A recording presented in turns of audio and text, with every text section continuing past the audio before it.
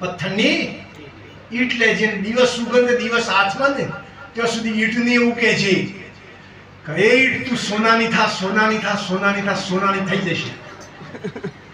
બીજો દિવસ છે ને ઈટ લઈને આ શિષ્ય સામે ઈટને કે સોનાની થા, સોનાની થા, સોનાની થા. દિવસ ઉગ્યો, દિવસ ડૂબાય ત્યાં સુધી સોનાની થઈ નહીં.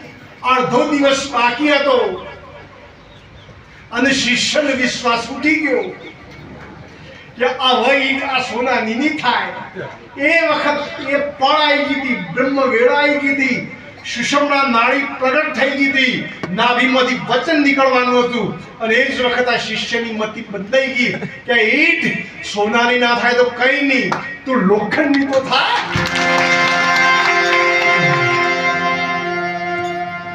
એટલા માટે કોઠાયેલું નહીં ડૂબાડવા.